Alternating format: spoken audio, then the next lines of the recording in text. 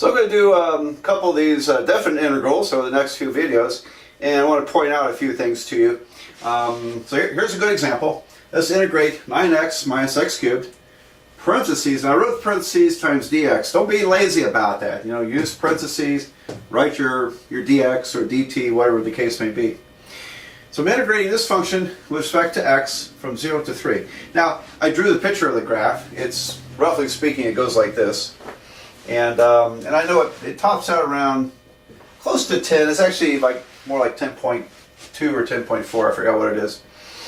And so when we integrate from 0 to 3, we're actually finding this area under the curve.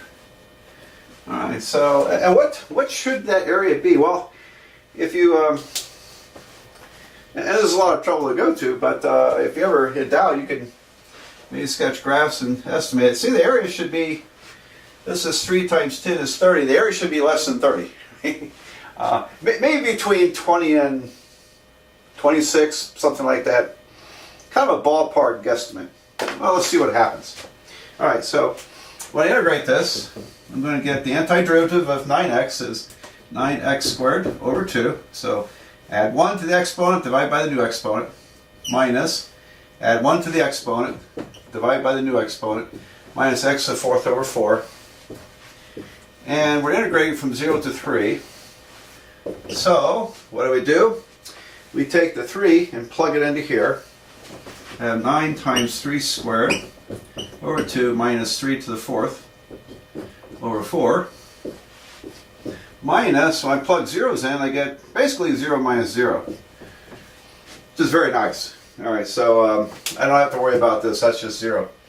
So what do we have here? This is 3 squared times 3 squared. That's 3 to the fourth. So I have 3 to the fourth over 2 minus 3 to the fourth over 4. That's 3 to the fourth over 4 because 1/2 minus 1/4 is 1/4. That's 81 fourths. Now you can do all the math here and add all that up and you'll be fine. And oh boy, my estimate was off, wasn't it? Maybe because the real graph would be more obvious that the area under that curve should be close to 20.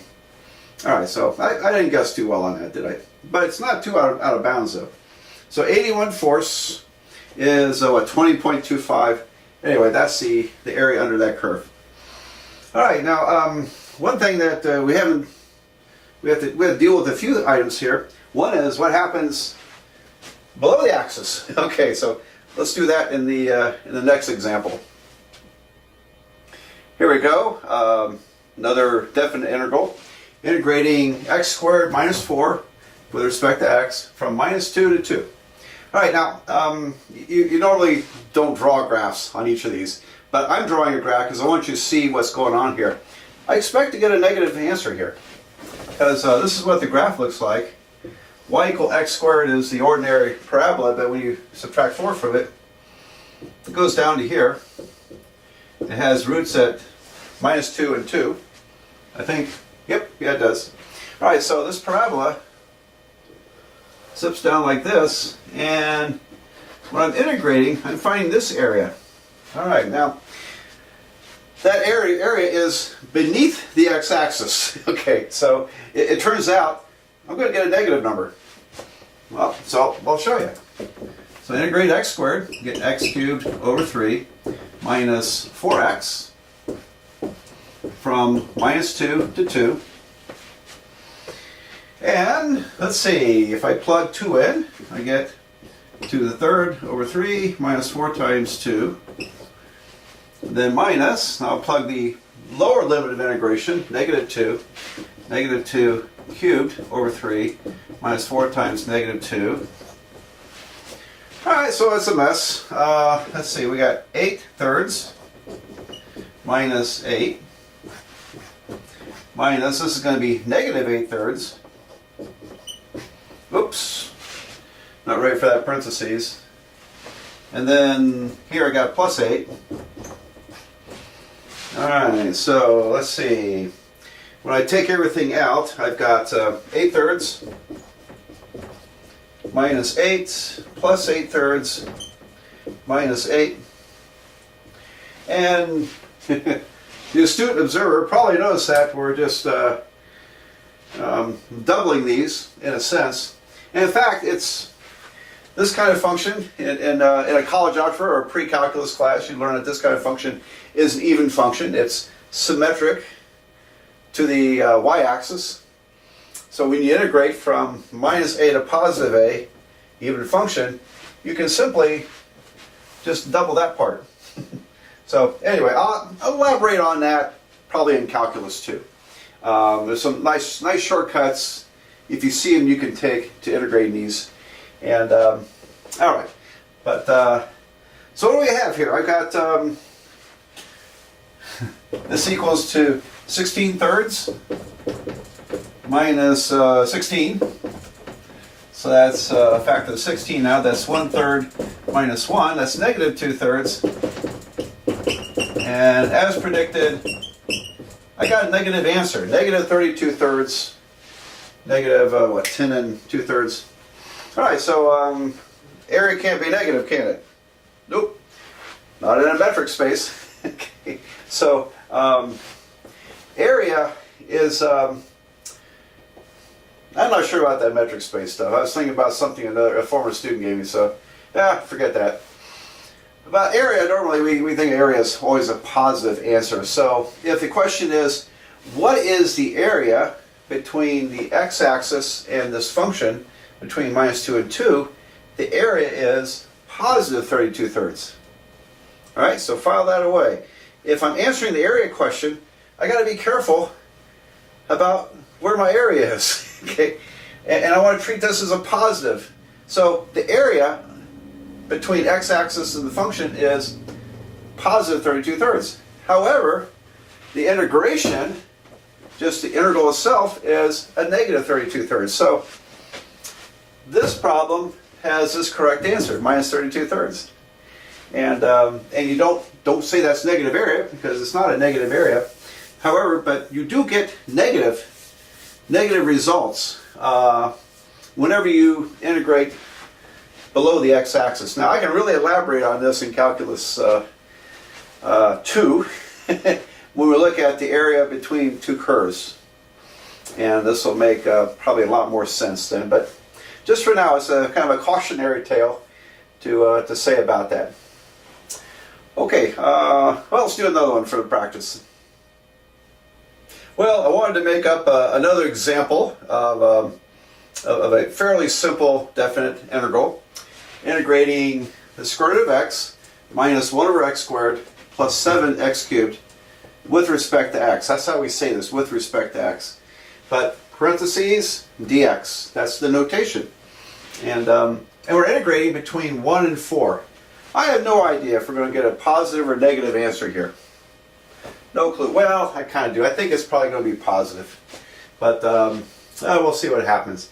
All right, so by this point, it should be reflexive to turn the square root of x into x to the 1/2 power. So I'm going to integrate from 1 to 4, x to the 1/2 minus, and here let's make this x to the minus 2. That'll be easier.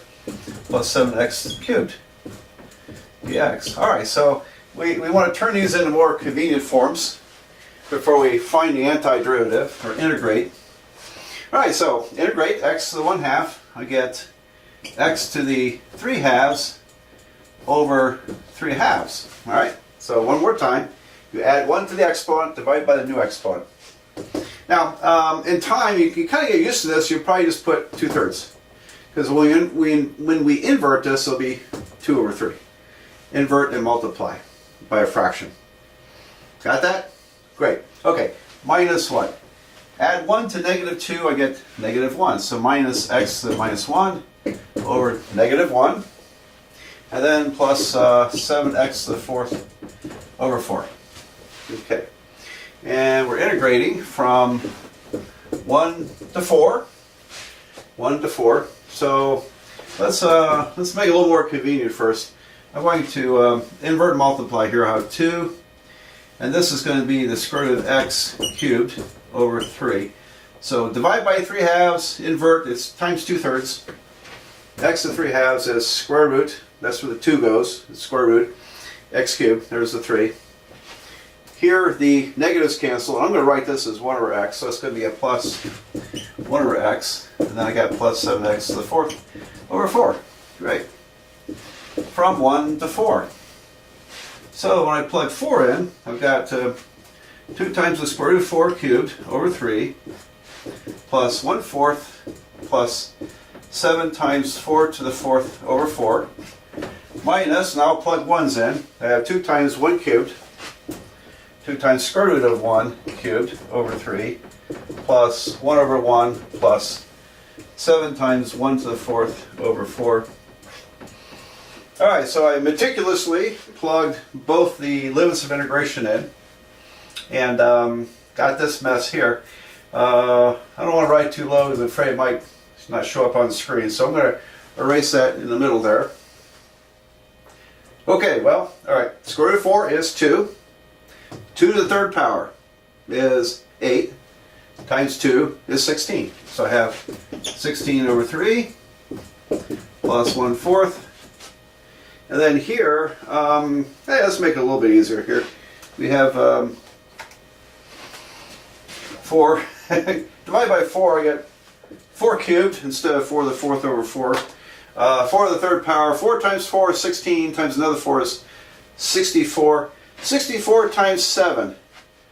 Oh boy, 64 times 7. I don't know what that is. 320 something. 64 times 7.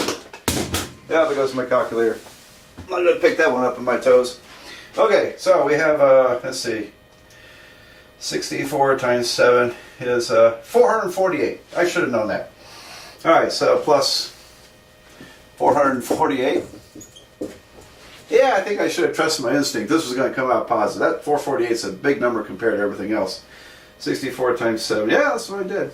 Alright, minus, that's a 1, minus 2/3, plus 1, and then plus 7/4. Alright, so there's the mess. Okay, and you got all that down? Alright, so let's see if we can add all this stuff together. I'm going to kind of get the common terms together. I have 16/3 minus 2/3. I have 1/4 minus 7/4. So 16/3 minus 2/3, I put that together. I have 1/4 minus 7/4, put that together. And then I got 448 minus 1. Those are whole numbers. Alright, so this is 14/3 minus 6/4. 6/4 is 3/2, right? Negative 6 over 4, reduce it, minus 3 over 2, plus 447. Oh boy, let's see. Well, that's going to be, I'll show you how I cheat. Alright, so I'm going to 14 divided by 3 minus 3 divided by 2. And let's see. My calculator will convert decimals to fractions. That's 19/6. Alright, so, but if you want to see that in slow motion, multiply by 2 over 2, I get 28 over 6 minus multiply by 3, 9 over 6 plus 447. This is 19/6 plus 447. Now, normally I recommend writing it as a improper fraction. So what would this look like as an improper fraction? So if I multiply by 6 over 6, I'd get 6 times 447. It's 2,682, and then add 19. I got something like 2,701 over 6. Okay. I think that's hard to relate to. So here's what I'm going to do. This is 3 1/6. 19/6 plus 447, so that's 450 1/6. How's that? And so I can relate to that a little better. 450 1/6. Okay, and I know some of you are just itching to pick up your calculator and getting 440.1666667. Okay, well, try to get used to fractions. All right, us old timers like fractions. So, okay.